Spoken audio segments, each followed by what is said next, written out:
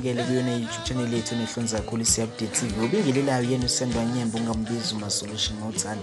Bafethu nani niyazi ukuthi angilutho ngaphandle kwenu ngakho ngihlezi ngizithiwa phambi kwami ehlini ukuthi ngiyacela bafethu ngicela ukuthi ningeseke. Ngiyacela nje uma ungasubscribe uyifake support ucindezele lelo button elibomvu elibhalwe subscribe uphinde uyipress ibell ukuze uthole ama-notifications noma ngabe nini mangabe ngi-upload i-video entsha lapha ku-YouTube. Kodwa ngaphandle ngicitha isikhathi sakho mangingene shiwo dabule namhlanje sikuphathele izindaba eshishayo-ke ngumsakazo Ukhozi FM ungizwe Mchunu laphana uhoxisiwe kuthena lo mphathi wohlelo omcimbini ozobe ngomhla ka-30 November kwaNongoma lapho kuzobe kukhunjulwa khona amagalelo esihlabane sikaMaskandi esingahleke emhlabeni umfazi omnyama. Abomndeni wakhe kumfazi omnyama bale baphethe kutheni ungizwe Mchunu abe umphathi wohlelo kulomcimbi ngoba bathi wabagila ngokudlule kukhona wona lo mcimbi. Asikabunaso isiqiniseko sokuthi ungizwe wayenzeni kodwa uma sitholwe uzoyithola i-update kuyona le channel. Siyafisa ukwazi uvo lwakho mbukeli ukuthi ngabe lithini ngalolu daba njengoba sazi ukuthi ungizwe Mchunu uhleze khona emcimbini eminingi esikuhleliwe umphathi wohlelo laphana bamseneke noza kwabasebenzisana nabo. Siyafisa ukuzwa ukuthi ngabe wena uthini ngalolu daba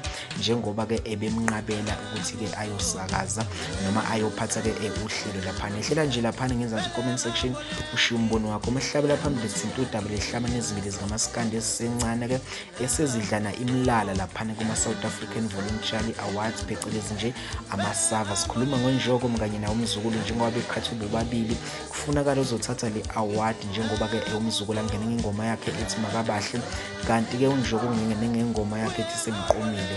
Labaculi-ke abaculi abazwana kakhulu njengoba sazi ukuthi bake bavela laphana kumabonakude be-ekthela uzalo kodwa manje sebadlana imlala-ke kuyona le ndondo kufunakala uzoyithatha. Ngiyafisa ukuzwa kuwe mbukelo wami ukuthi ngabe wena uthi mayithatha ubani unjoko noma umzukulu kodwa ehlela laphana ngenzansi comment section ulishiye udaba lakho ulishiye umbono wakho ukuthi ngabe wena uthini. Okwami kosuku umbukelo wami ngikuvala khona lapha ngiyacela ungeseke ucindezele yena usubscribe uphinde upress ibell. Mina ngiphuma kanje namhlanje ngithi bhaqa.